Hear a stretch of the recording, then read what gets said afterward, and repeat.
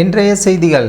தமிழக அரசு வெளியிட்ட முக்கிய அதிரடி அறிவிப்புகள் மற்றும் தலைப்புச் செய்திகள். நெல் மற்றும் கரும்பு ஊக்கத்தொகை. நெல் கொள்முதல் பருவத்தை முன்னிட்டு மாநில அரசின் ஊக்கத்தொகை உயர்த்தப்பட்டுள்ளது. அதேபோல் கரும்பு விவசாயிகளுக்கான சிறப்பு ஊக்கத்தொகையும் அதிகரிக்கப்பட்டுள்ளது. தமிழ்தாய் வாழ்த்து. அனைத்து அரசு நிகழ்ச்சிகளிலும் தமிழ்தாய் வாழ்த்தினை முதன்மையாக பாடுவதை கட்டாயமாக்கும் வகையில் தீர்மானம் கொண்டுவரப்பட்டுள்ளது. பொறியியல் கலந்தாய்வு. பொறியியல் படிப்பிற்கான துணை கலந்தாய்வு தேதிகள் அறிவிக்கப்பட்டுள்ளன. விண்ணப்பிக்காத மாணவர்கள் ஆகஸ்ட் 17 முதல் 31 வரை விண்ணப்பிக்கலாம். LPI EKYC மானிய விலையில் சிலிண்டர் பெறுவோருக்கு அக்டோபர் 15க்குள் கட்டாயம் EKYC செய்ய வேண்டுமென அறிவுறுத்தப்பட்டுள்ளது.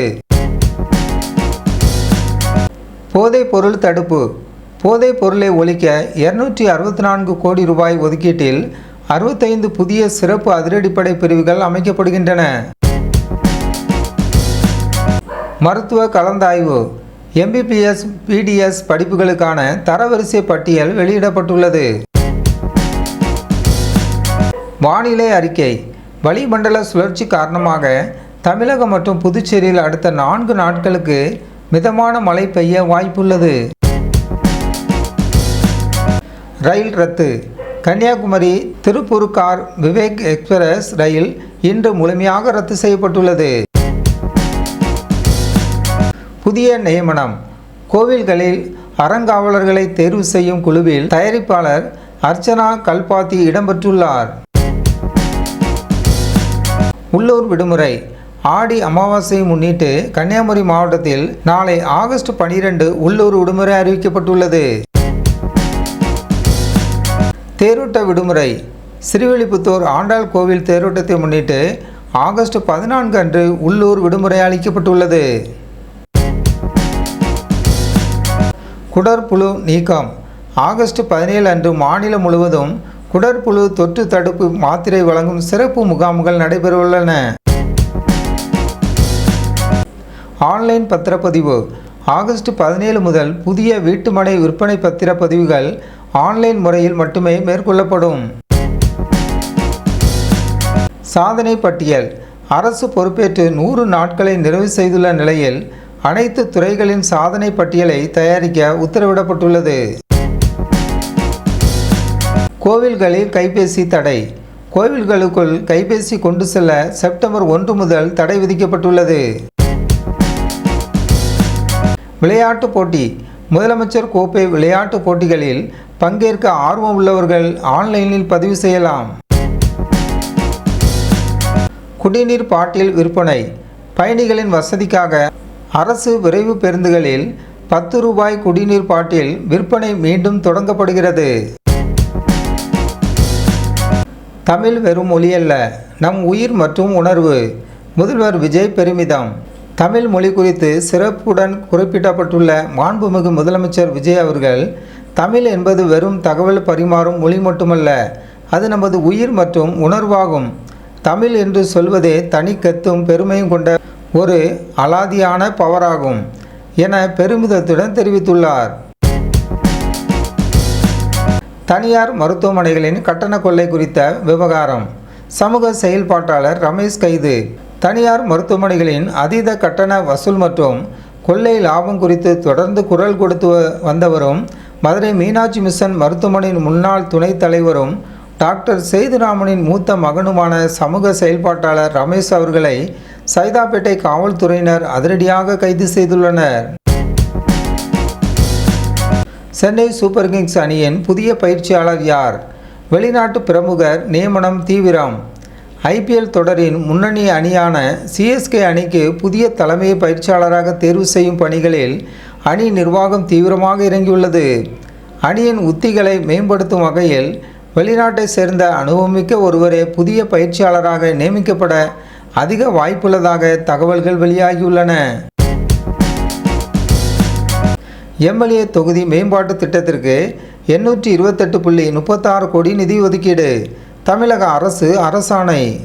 சட்டமன்ற உறுப்பினர் தங்களின் தொகுதிகளுக்குட்பட்ட பகுதிகளில் அவசியமான வளர்ச்சி பணிகள் மற்றும் பொதுமக்களுக்கான அடிப்படை வசதிகளை தங்கு தடையின்றி நிறைவேற்றும் வகையில் 2026-27 ஆண்டிற்கான தொகுதி மேம்பாட்டு நிதி திட்டத்திற்காக சுமாராக 828.36 கோடி ரூபாயை ஒதுக்கி தமிழக அரசு அதிகாரப்பூர்வமான அரசாணை வெளியிட்டுள்ளது.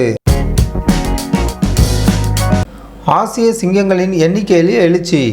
2025 ஆண்டில் எண்ணிக்கை 891 உயர்வு. வன விலங்குகளுக்கு பாதுகாப்பில் ஏற்பட்டுள்ள முன்னேற்றங்கள் குறித்து பூபேந்தர் யாதவ் வெளியிட்டுள்ள மகிழ்ச்சியான தகவலின்படி கடந்த 2015 ஆண்டில் 523 இருந்த ஆசிய சிங்கங்களின் எண்ணிக்கை தற்போது 2025 கணிசமாக உயர்ந்து 891 என்ற எண்ணிக்கை எட்டியுள்ளது. போதைப்பொருள் நடமாட்டத்தை கட்டுப்படுத்திட தமிழகத்தில் 65 சிறப்பு பிரிவுகள் அமைப்பு.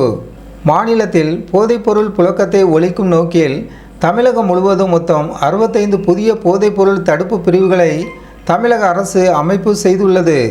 இதற்கான அரசால் சுமார் 264 கோடி ரூபாய் நிதி ஒதுக்கீடு செய்யப்பட்டு தீவிர நடவடிக்கைகள் எடுக்கப்பட்டு வருகின்றன. சர்வதேச விண்வெளி நிலையத்தில் இருந்து 80வது சுதந்திர தின வாழ்த்து தெரிவித்த ரஷ்ய வீரர்கள். இந்தியாவின் 80வது சுதந்திர தின பெருவிழாவை சிறப்பிக்கும் வகையில் விண்வெளியில் ஆய்வு மேற்கொண்டு வரும் ரஷ்ய விண்வெளி வீரர்கள் சர்வதேச விண்வெளி நிலையத்தில் இருந்தவாறே இந்திய தேசிய கொடியை ஏந்தி தங்களது நெகிழ்ச்சியான வாழ்த்துக்களை பதிவு செய்துள்ளனர். தாய்லாந்து ஏர் இந்தியா விமான விபத்து விவகாரம். மோசமான வானிலை அல்ல, தொழில்நுட்ப கோளாறே காரணம். தாய்லாந்தில் இருந்து திரும்பிய போது விபத்துக்குள்ளான ஏர் இந்தியா விமானம் குறித்த விசாரணையில் புதிய திருப்பம் ஏற்பட்டுள்ளது.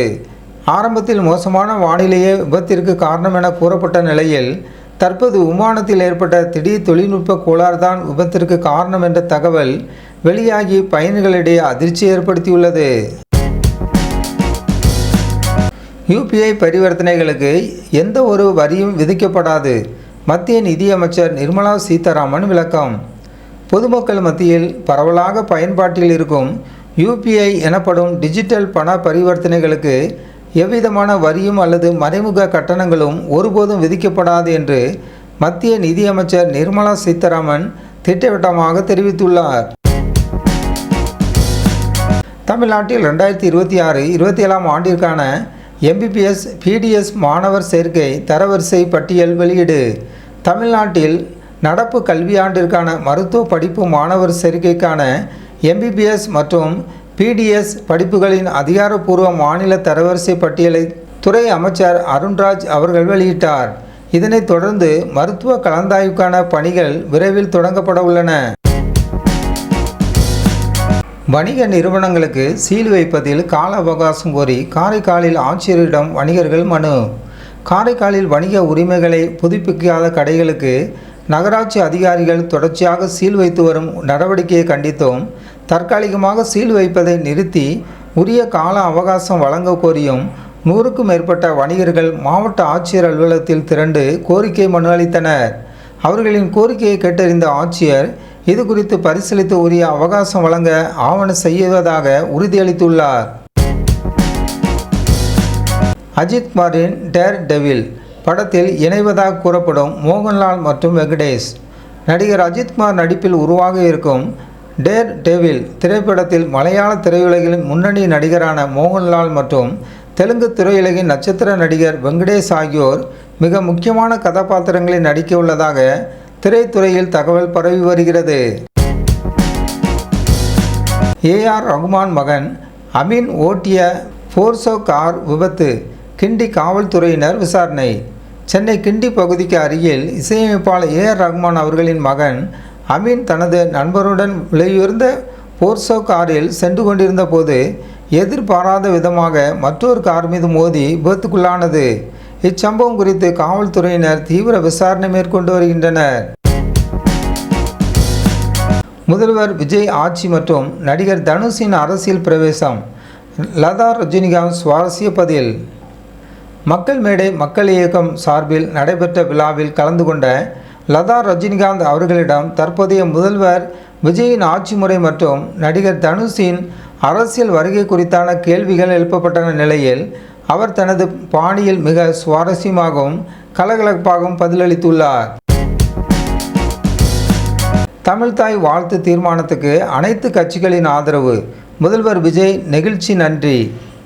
தமிழக சட்டப்பேரவையில் தமிழ்தாய் வாழ்த்துக்கு முதலிடம் வகுக்கும் தனி தீர்மானத்திற்கு அனைத்து கட்சிகளும் எந்தவித மாறுபட்ட கருத்துமின்றி ஒருமனதாக ஆதரவு தெரிவித்து நிறைவேற்றி தந்தமைக்கு மாண்புமிகு முதலமைச்சர் விஜய் அவர்கள் தனது மனமார்ந்த நன்றிகளை தெரிவித்துள்ளார்.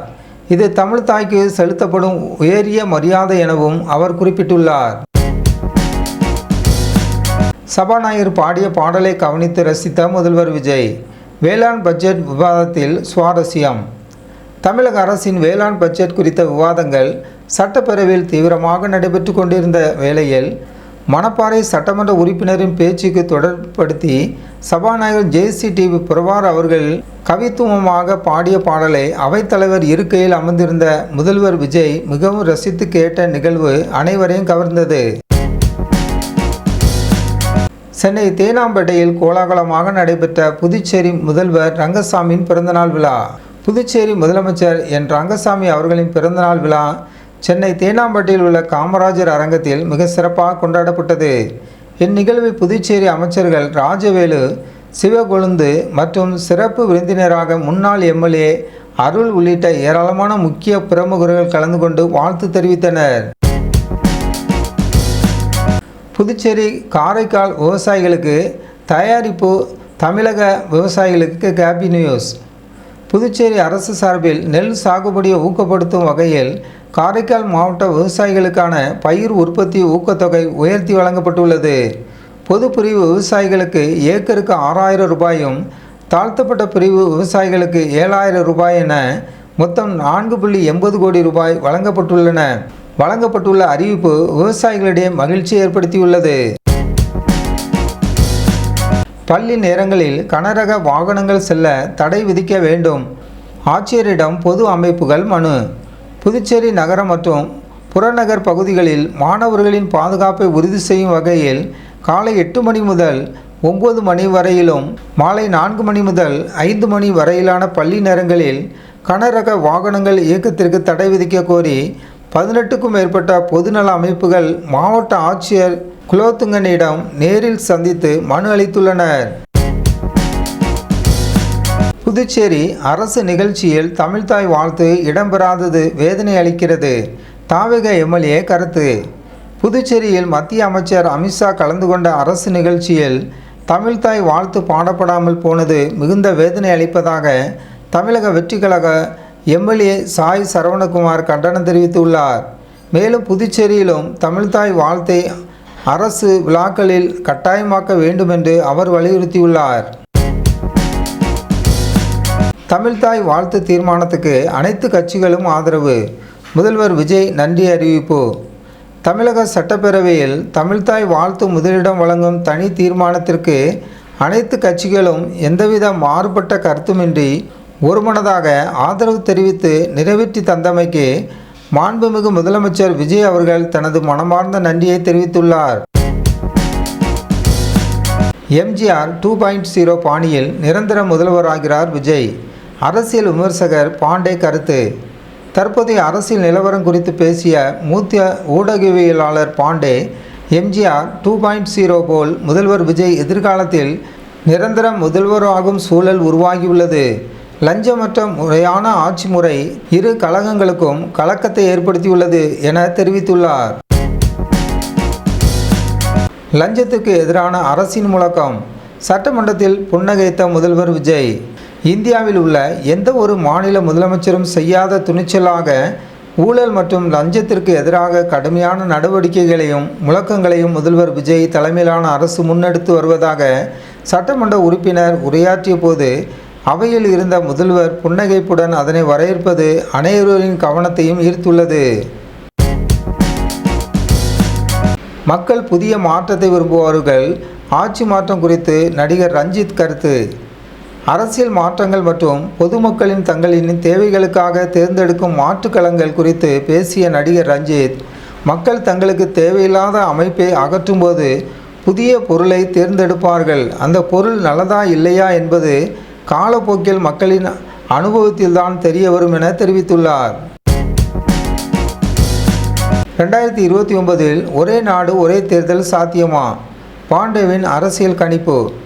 வரும் 2029ஆம் ஆண்டுக்குள் ஒரே நாடு ஒரே தேர்தல் முறை கொண்டு வரப்பட்டால் திமுக, அதிமுக மற்றும் பாஜக உள்ளிட்ட அனைத்து கட்சிகளும் அதனை ஏற்றுக்கொள்ளும் சூழல் உருவாகலாம் என்றும், தற்போதைய முதல்வர் விஜயின் வளர்ச்சியை தடுத்து ஆட்சியை கலைக்க முந்தைய ஆட்சியில் உயர் பதவியில் இருந்த பலர் திரைமறைவில் தீவிரமாக வேலை செய்து வருவதாகவும் பாண்டே கணித்துள்ளார். தேர்தல் தோல்விகளும் உட்கட்சி விவாதங்களும். இபிஎஸ் தரப்பு மீது சி.வி. சண்முகம் ஆதரவு. அதிமுகவின் தற்போதைய தேர்தல் தோல்விகள் மற்றும் தலைவர்களின் செல்வாக்கு குறித்து கருத்து மோதல்கள் எழுந்துள்ள நிலையில், குறிப்பிட்ட சில தொகுதிகளை தவிர மற்ற இடங்களில் கட்சியின் நிலை குறித்து வெளிப்படையாக பேசப்பட்ட விவகாரம் அரசியல் அரங்கில் விவாதத்தை ஏற்படுத்தியுள்ளது. தலைமைச் செயலகத்தில் முதல்வர் விஜயை சந்தித்த கிறிஸ்தவ இஸ்லாமிய தலைவர்கள். சென்னை தலைமைச் செயலகத்தில் மாண்புமிகு தமிழ்நாடு முதலமைச்சர் எஸ். ஜோசப் விஜய் அவர்களை டாக்டர் பால் தினகரன், அருள் திரு டி. மோகன் அவர்கள், QM அபுபக்கர் உள்ளிட்ட பல்வேறு கிறிஸ்தவ மற்றும் இஸ்லாமிய மத தலைவர்கள் மற்றும் அமைப்புகளின் பிரதிநிதிகள் நேரில் சந்தித்து உரையாடினர். அனைத்து கட்சி கூட்டமும் தீர்மானங்களும் மக்களை ஏமாற்றும் நாடகமா? எம்எல்ஏ காமராஜ் கேள்வி. மன்னார்குடி சட்டமன்ற உறுப்பினர் எஸ். காமராஜ் செய்தியாளர்களை சந்தித்து பேசுகையில், ஏற்கனவே சட்டமன்றத்தில் தீர்மானம் நிறைவேற்றப்பட்ட விவாதத்துக்கு மீண்டும் அனைத்து கட்சி கூட்டம் என்று கூறி மக்களை ஏமாற்றும் நாடகங்களை அரங்கேற்றுகின்றனர் என்று கடுமையான குற்றச்சாட்டுகளை முன்வைத்துள்ளார். KN நேரு விவகாரம். திமுக அரசு காப்பாற்ற முயன்றதாக உயர்நீதிமன்றத்தில் வாதம். நீதிமன்ற வழக்குகள் மற்றும் அரசியல் பிரமுகர்களின் மீதான சட்ட ரீதியான நடவடிக்கைகளின் போது முந்தைய திமுக அமைச்சரான KN நேருவை தற்போது அரசு மறைமுகமாக பாதுகாத்து வருவதாக தமிழக அரசு தரப்பில் உயர்நீதிமன்றத்தில் சில குறிப்புகள் முன்வைக்கப்பட்டுள்ளதாக தகவல்கள் வெளியாகியுள்ளன. மாநில கல்லூரியில் போதைப்பொருள் விழிப்புணர்வு நிகழ்ச்சி. முதல்வர் விஜய் உரை. சென்னை மாநில கல்லூரியில் மாணவர்களுடைய போதைப்பொருள் பயன்பாட்டிற்கு எதிரான விழிப்புணர்வை ஏற்படுத்தும் வகையிலான மிக முக்கிய கருத்தரங்கம் நடைபெற உள்ளது. இதில் மாண்புமிகு முதலமைச்சர் விஜய் அவர்கள் சிறப்பு விருந்தினராக கலந்து கொண்டு போதைப்பொருள் தடுப்பு நடவடிக்கைகள் குறித்து மாணவர்களிடையே உரையாற்றுகிறார். ரேஷன் அரிசி விவகாரம். அமைச்சரின் அதிரடியான யதார்த்த பேச்சு. பொது விநியோக திட்டத்தின் கீழ் வழங்கப்படும் உணவுப் பொருட்களின் தரம் மற்றும் பயன்பாடு குறித்து பேசிய அமைச்சர் ஆல்தோ அர்ஜுனா, அவையில் இருக்கக்கூடிய எம்மாதிரியான அமைச்சர்களையாவது ரேஷன் கடைகளில் கிடைக்கும் அரிசியை வாங்கி சாப்பிட்டதுண்டா என்று யதார்த்தமான கேள்வியை எழுப்பி விவாதித்துள்ளார். கோவையில் விஸ்தரிக்கப்படும் தனுஷ் ரசிகர் மன்றம். 5 தொகுதிகளில் புதிய தொடக்கம். கோயம்புத்தூர் மாவட்டத்தில் தனது மக்கள் நல பணிகளையும் ரசிகர் மன்ற கட்டமைப்புகளையும் பலப்படுத்தும் நோக்கில் நடிகர் தனுஷ் அவர்கள் கோவையில் உள்ள 5 சட்டமன்ற தொகுதிகளிலும் புதிய நற்பணி மன்றங்களை தொடங்கியுள்ளார். இதில் விருப்பமுள்ளவர்கள் இணையுமாறு மாவட்ட தலைவர் சங்கர் மூலமாக அறிவிப்பு வெளியிடப்பட்டுள்ளது. நெல்லை மாநகராட்சி கூட்டத்தில் பரபரப்பு. விசில் அடித்த வார்டு கவுன்சில் மீது நடவடிக்கை. நெல்லை மாநகராட்சியில் நடைபெற்ற அதிகாரப்பூர்வ கூட்டத்தின் போது அவையின் ஒழுங்குமுறைகளை மீறி விசில் அடித்து ஆரவாரம் செய்த 19வது வார்டு கவுன்சிலர் அல்லாம்பிச்சை மீது மேயர் ராமகிருஷ்ணன் அவர்கள் உரிய ஒழுங்கு நடவடிக்கையை எடுத்துள்ளார். மரியா நோவா நியூஸ் சேனலுக்கு புதியவராக இருந்தால் மரியா நோவா நியூஸ் சேனலை சப்ஸ்கிரைப் பண்ணுங்கள்.